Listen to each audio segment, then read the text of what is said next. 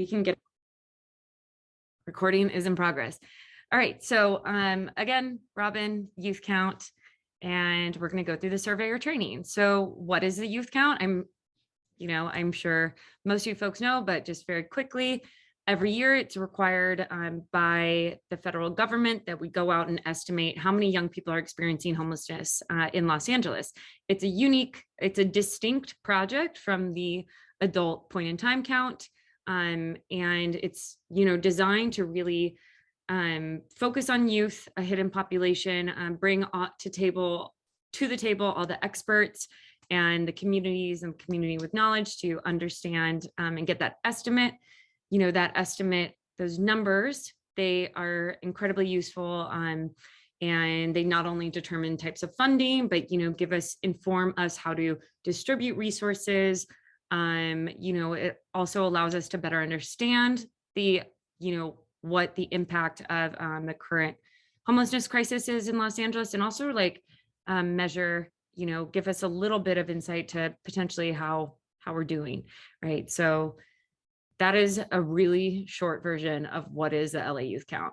But the Youth Count, it's a distinct project, as you know, or as you may know. For the adult count, the pit count, they call it point in time. Over a couple of nights, people go through all the different, literally every street in Los Angeles County and tally folks. This is different. So again, it's a distinct project. Youth are a unique population. We need a unique approach to engage and estimate how many are experiencing homelessness in the county. So it's a survey-based count. That means that to estimate, we actually engage and approach young people rather than the tally and just kind of driving or pass folks.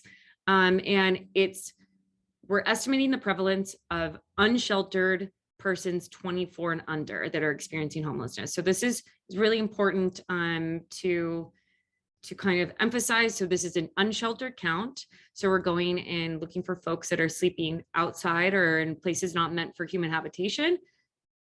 Young people that are staying at shelters are also counted in a different way or in a different approach. And then the age is 24 under, and that includes unaccompanied minors, transition age youth, as well as young families. So where the head of the household, a young family would be where the head of the household is 24 or under. Yeah, so 24 and under versus under 25. I just kind of wanted to point that out. I think sometimes we use these, you might see this interchangeably. It's the same thing, right? It's up to your 24th and 364th day, right? So the day before you turn 25, everyone else is included. So why youth count is important. Again, we just want to re-emphasize, I said this in the beginning. It helps inform resources, funding, advocacy, and awareness. It's a big community project, all hands on deck, and it's tough, it's huge, but we all come together this time of year to get these numbers because we think it's important. It's an important project. I'm going to mute folks that are. If you're unmuted, I mute you all as you come in. So just forewarning. Again, feel free to use the chat. Going to this, so back to the unsheltered count, we use the HUD definition of homelessness. So I'll just read it. It's an individual or family with a primary nighttime residence that is a public or private place not designed for ordinarily used as a regular sleeping accommodation for human beings, including a car, park, abandoned building, bus, or train station, airport, camping ground. So this definition is strict. Again, this is required by the federal government, HUD, the Housing and Urban Development Department. Oh man, I can't believe I just blanked on that. Anyways, they require it. Everyone does it across the COCs. So Los Angeles does it, San Diego does it, Seattle, DC. This is a requirement, and thus we estimate based on their definition. We know that the experience of homelessness and the folks that you may be interacting with don't always fall into this definition. And we don't, it's a pretty specific definition of homelessness. So that's just something to keep in mind as we go forward. This is we're counting young people based on the HUD definition of homelessness. So who's not included, things like folks that have stayed the night in jail, or again, shelters. Young people that are staying in shelters aren't included in this component of the count. Couch surfing, so also staying at motels, hospitals, those can be some of the places that that are excluded from this definition. Yet, if you're a service provider, you may still be seen as young people. So the people that are being counted may feel different than the people that you are actually serving in your organization. Important. So the way that we're going to go through this training is specific to being a surveyor. So it's an enumeration survey-based count. If you're participating in the count, you're going to be hopefully a youth count surveyor and help us with that. We're going to walk this through, and the way that we design the training is just like step by step. What does it look like to be a youth count surveyor?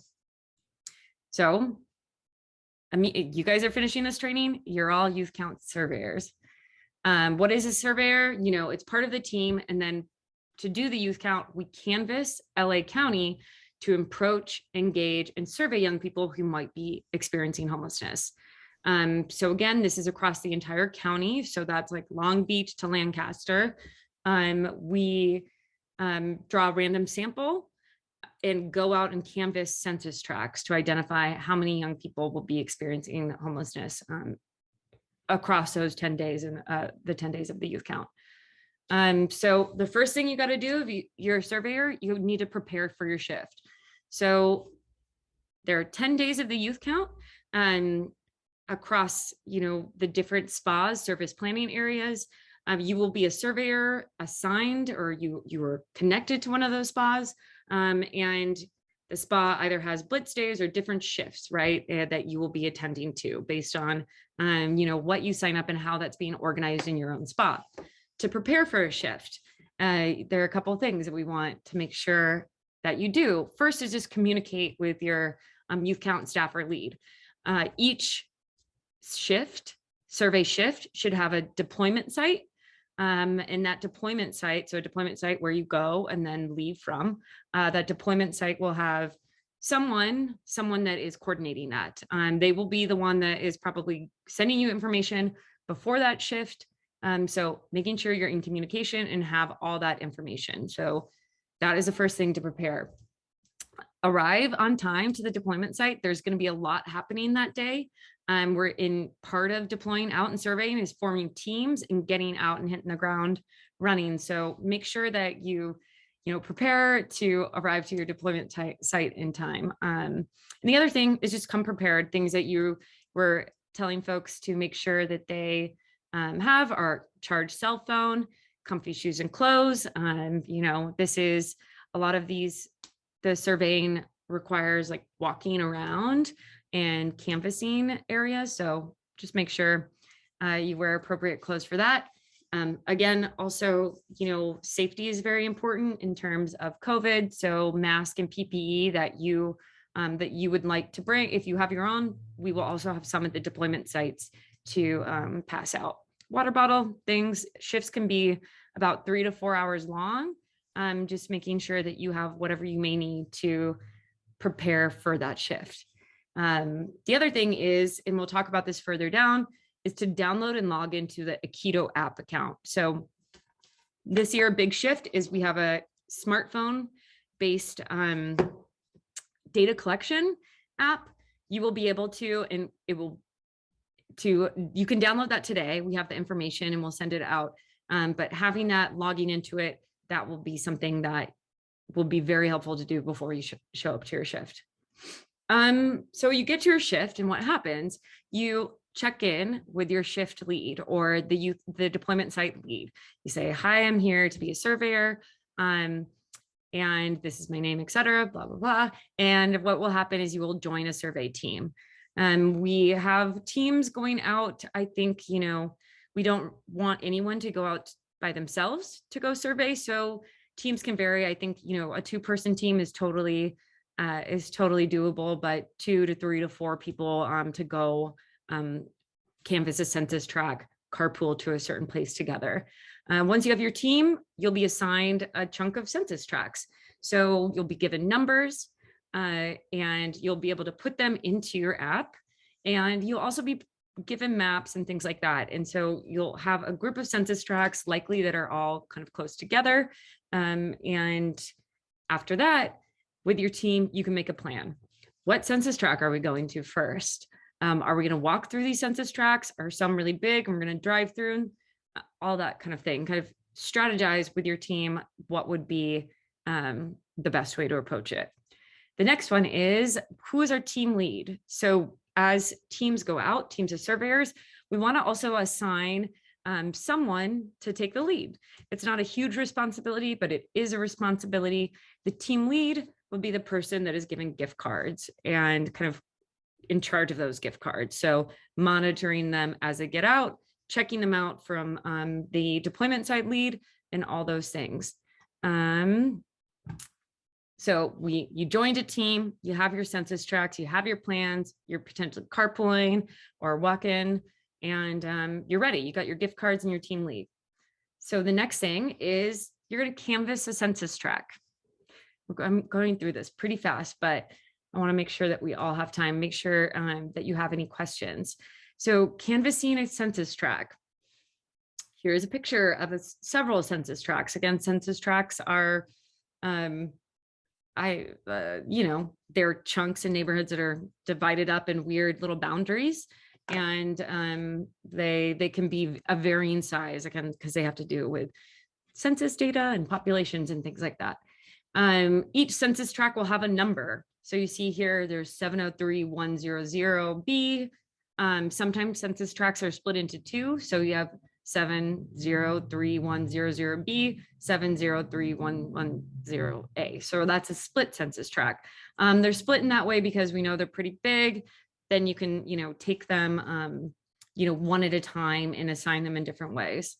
Each census tract, the information that's also will be given to you, it'll have the city that you're in, of course, the boundaries, and also hotspots, which we'll talk about hotspots. Hotspots are places that have been pre-identified in planning as areas where you may expect to find youth, areas where people have told us that they have seen or engaged with young people hanging out.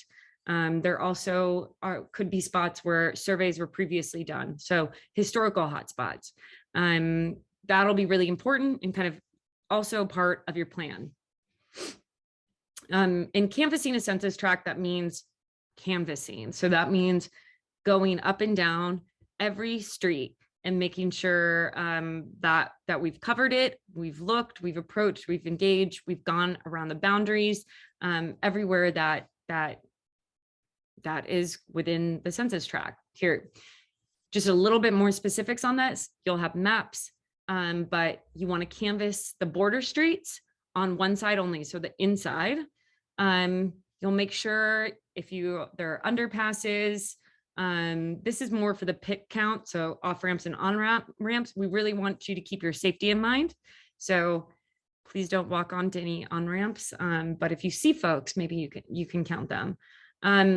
Important though, in the census tracts, do not go onto private property, school campuses, inside hospitals. Sometimes there's, I've been on canvassing a census tract and there was a hotspot identified in a golf course. But even though a hotspot is there, we're not going to go into those types of places. But there will be places for us to make notes and things like that. Again, like areas that are not easily accessible, if it's a riverbed and if it's a safety issue, if it's just not accessible because it's a canyon or things like that. We don't expect you to do that, but please make notes. But again, it's just the streets, the parking lots, of things like that, where you'll want to look for these. Look for hotspots. That's again, a way that you can plan on canvassing your census tract. But we also want to highlight that there are census tracts that are included into the project that are called non-hotspot tracts. So as part of the random sampling, we also include places that we don't expect to see young people. Non-hotspot tracts are sampled randomly, places that they're not expected to be found. That doesn't necessarily mean that we won't find young people. So we'll still want to do the same process of canvassing the area, and looking for people, thoroughly looking for people, any young person that might that we might want to approach or engage with. And that's a really important thing.